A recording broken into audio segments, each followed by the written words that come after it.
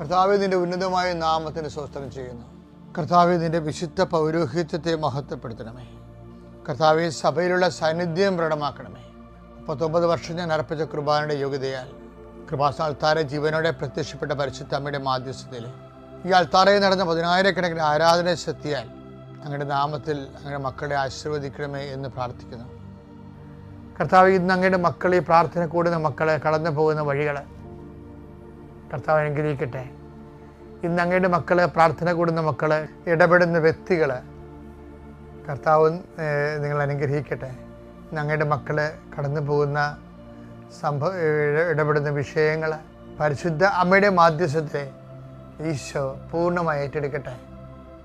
നിങ്ങളെ ഭാരപ്പെടുന്ന വിഷയങ്ങൾ, നിങ്ങളുടെ കഴിവില്ലായ്മയാണെന്ന് തോന്നിയിട്ട് നിങ്ങൾക്ക് അത് അഭിമുഖീകരിക്കാൻ പറ്റുന്നില്ല എന്ന് ഓർത്ത് സങ്കടപ്പെടുന്ന വിഷയങ്ങൾ, 10,000-കണക്കിന് കോടിക്കണക്കിന് മനുഷ്യരിൽ അത്ഭുതം പ്രവർത്തിച്ച ദൈവം, ഓരോ ദിവസവും പ്രവർത്തിക്കുന്ന ദൈവം ഇന്ന് നിൻ്റെ വിഷയം പൂർണ്ണമായി ഏറ്റെടുക്കുകയും നിന്നെ സന്ധിക്കുകയും ചെയ്യട്ടെ.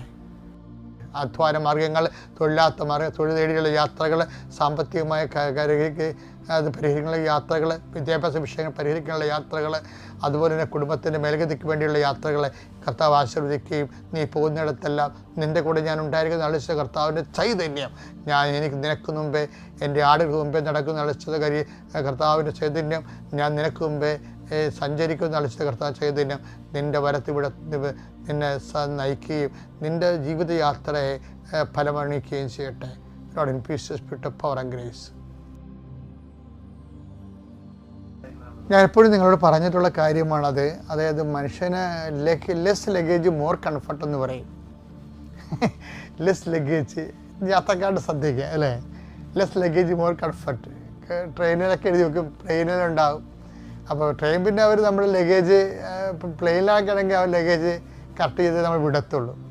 ട്രെയിനിൽ അങ്ങനെ ലഗേജ് നോക്കാൻ ആളില്ലാത്ത കാരണം വലിച്ചുവാരി എല്ലാം കൊണ്ടുപോകും. അപ്പോൾ അവിടെ എഴുതി വെച്ചിട്ടുണ്ട് ലെസ് ലഗേജ് കുറക്കുക, യാത്ര സുഗമമാക്കുക എന്ന് പറഞ്ഞ പോലെ തന്നെ ജീവിതത്തിലും അങ്ങനെ തന്നെയാണ്. ഈ ലഗേജ് കൂട്ടണം എന്താണെന്ന് അറിയാമോ? പ്രലോഭനങ്ങൾ കൂടുമ്പോൾ ലഗേജ് കൂടും. ഓരോരോ പ്രലോഭനങ്ങളെ ഇപ്പം നിങ്ങളുടെ വീട്ടിൽ വേസ്റ്റ് കൊണ്ട് വാരി കെട്ടിക്കുമ്പോൾ എന്തെല്ലാം ഓരോരോ പണ്ട് വലിയ ആർത്തിയോടെ വാങ്ങിച്ച് കൂട്ടിയ കുറേ സാധനങ്ങളുടെ കാല് പോയി, കണ്ണ് പോയി, ചക്രം പോയി എന്നൊക്കെ പറഞ്ഞുകൊണ്ട് കൊണ്ടുപോയി ആക്രിക്കാർക്ക് കൊടുക്കത്തില്ലേ? പല പ്രലോഭനങ്ങളും ആക്രിക്കച്ചവടത്തിലുള്ളതാണ്. ഓരോ കാലത്ത് ആക്രാന്തം പോലത്തെ ഓരോ സംഭവം ഉണ്ട്, അവസാനത്ത് ആക്രിയായിട്ട് മാറും. അത് ഹ്യൂമൻ റിലേഷനിലും ഈ ആക്രികൾ ഉണ്ടാകുന്നുണ്ട്. അതുകൊണ്ടുള്ള അകൽച്ച വന്നിട്ട് അവർ ആൾക്കാരെ അങ്ങോട്ടും ഇങ്ങോട്ടും അകന്നു പോകുന്നത്. പണ്ട് ആക്രാന്തം മൂത്തെടുത്തതാണ്, പിന്നെ ആക്രിയായി പോയത്. അതുകൊണ്ട് പ്രലോഭനങ്ങൾ ഉൾപ്പെടുത്തത് തിന്മയും രക്ഷിക്കുക എന്നുള്ളത് വല്ലാത്ത പ്രാർത്ഥനയാണ്. അത് എപ്പോഴും നമ്മൾ സമയം കിട്ടുമ്പോഴൊക്കെ പ്രാർത്ഥിക്കണം.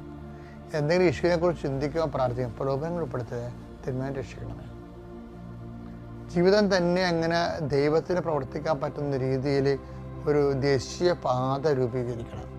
ദൈവത്തിന് ഏത് സമയത്തും അനായാസമായിട്ട് സഞ്ചരിക്കാൻ പറ്റുന്ന രീതിയിൽ വചനാധിഷ്ഠിതമായ ജീവിതത്തിലൂടെ. അതിനാണ് ഞാൻ കഴിഞ്ഞ ദിവസങ്ങളിൽ പറഞ്ഞില്ലേ, യേശു കർത്താവാണെന്ന് അതരം കൊണ്ട് ഏറ്റു പറഞ്ഞാൽ മാത്രം പോരാ, പിന്നെന്താണ്?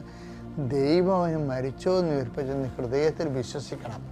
ആ വിശ്വാസത്തിന് എന്താണ് പരിശുദ്ധാത്മാവ് പറഞ്ഞ കഴിഞ്ഞ ദിവസങ്ങളിൽ? അതിന് വിശ്വാസത്തിന് അംഗീകാരം എന്ന അർത്ഥമെന്ന്. അംഗീകരിക്കണം. എന്ത് ചെയ്യും? വിശ്വാസത്തിൻ്റെ ഫലങ്ങൾ പുറപ്പെടുവിക്കും. മത്തായി 7:20 അവരുടെ ഫലങ്ങളിൽ നിന്ന് നിങ്ങൾ അവരെ അറിയും. മത്തായി 7:17 എടുത്തേ. നല്ല വൃക്ഷം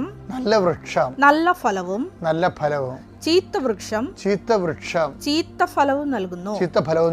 നല്ല വൃക്ഷത്തിന് ചീത്ത ഫലങ്ങളോ ചീത്ത വൃക്ഷത്തിന് നല്ല ഫലങ്ങളോ പുറപ്പെടുവിക്കുക സാധിക്കുകയില്ല. അപ്പൊ ഫലങ്ങളിൽ നിന്നാണ് വൃക്ഷത്തെ തിരിച്ചറിയണത്. അപ്പൊ പിശാച് അത് അംഗീകരിക്കണില്ലല്ലോ. എന്താണ്? വിശ്വസിക്കുന്നുണ്ട്, പക്ഷെ പിശാച് യേശു മരിച്ചോ ഉയർപ്പിച്ചോ എന്നുള്ള പുനരുത്ഥാനത്തിന് അംഗീകരിക്കണില്ല.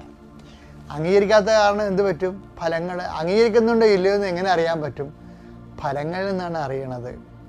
ഇപ്പം നമ്മളെ വിശ്വസിക്കുന്നുണ്ട്, പക്ഷെ നമ്മുടെ ഫലങ്ങൾ നമ്മളാ യേശു കർത്താവാണെന്ന് വിശ്വാസം, അവൻ ദൈവവനും മരിച്ചു ഉയർപ്പിച്ചു എന്നുള്ള സമപുനരുത്ഥാനം നമ്മൾ അംഗീകരിക്കാത്ത ഫലങ്ങളാണ് ഉണ്ടാകുന്നത്.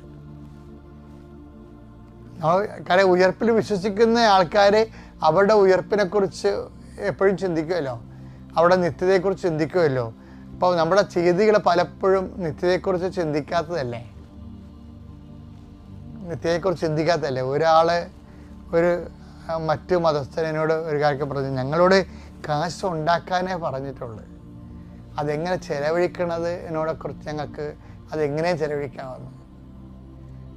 അതായത് അദ്ദേഹം പറഞ്ഞതാണ്, അതായത് ഞങ്ങളെ സംബന്ധിച്ചിടത്തോളം കാശ് ഉണ്ടാക്കാനേ പറഞ്ഞിട്ടുള്ളൂ, എങ്ങനെ ഉണ്ടാക്കാം, അതാണ് പ്രശ്നം. കാശ് എങ്ങനെ ഉണ്ടാക്കാനേ പറഞ്ഞിട്ടുള്ളത്. അപ്പം അതുകൊണ്ട് അവരെന്ത് ചെയ്യും, എല്ലാ മാർഗങ്ങളും ഉപയോഗിക്കും.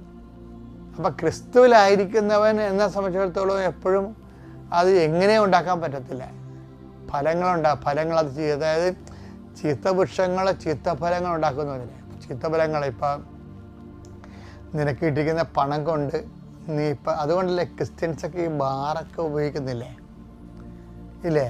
അപ്പം അവരെ സംബന്ധിച്ച് അവരുടെ മുമ്പിലുള്ള ഓപ്ഷൻ ഒന്നെങ്കിൽ ബാർ അവർ ഉപേക്ഷിക്കണം, അല്ലെങ്കിൽ അവർ സഭയിൽ നിന്ന് പോകണം. വേറെ ഓപ്ഷൻ ഇല്ല അവർക്ക്. എങ്ങനെ ക്രിസ്ത്യൻസ് ബാർ ഉപയോഗിക്കാൻ തുടങ്ങിയെന്ന് നമുക്കറിയത്തില്ല. ഉദയംപുരം സൂനദോസിൽ ഇവിടെ നേരത്തെ കള്ള് കച്ചവടമൊക്കെ ക്രിസ്ത്യാനിക്ക് ഉണ്ടായിരുന്നു, അതെല്ലാം ഉദയംപുരം സൂനദോസ് അവസാനിപ്പിച്ചതാണ്.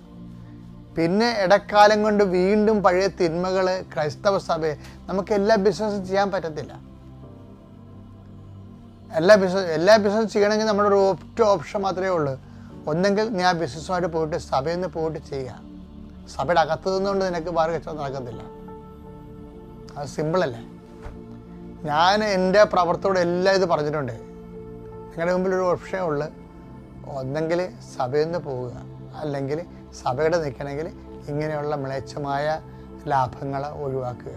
ലാഭം കിട്ടുന്ന എന്തെല്ലാം കാര്യങ്ങൾ ലോകത്തുണ്ട്, ആ ചിലത് മ്ലേച്ഛമായിരിക്കും, സുവിശേഷ വിഹിതമായിരിക്കത്തില്ല. അപ്പം അത് നിലപാടിനാണ് ശരി, സുവിശേഷ വിഹിതമായ നിലപാടാണത്. അതുകൊണ്ട് തന്നെ അതാണ് ഈശോ പറഞ്ഞത്, നല്ല വൃക്ഷം നല്ല ഫലങ്ങൾ കഴിക്കും, ചീത്ത വൃക്ഷം ചീത്ത ഫലങ്ങൾ. എൻ്റെ മക്കൾ, ഇതെല്ലാം ഈശോ പറഞ്ഞ കാര്യങ്ങളാണ്. ഇതുപോലെ ജീവിക്കാൻ നല്ല വൃക്ഷം നല്ല ഫലം തരുമെന്ന് പറഞ്ഞില്ലേ. നല്ല ഫലങ്ങൾ പുറപ്പെടുവിച്ച് ജീവിക്കുന്ന 10,000 മനുഷ്യർ നമുക്ക് ചുറ്റുമുണ്ട്. അവരാണ് നമ്മുടെ ഭീഷണി, അല്ലാതെ പിശാചല്ല ഭീഷണി.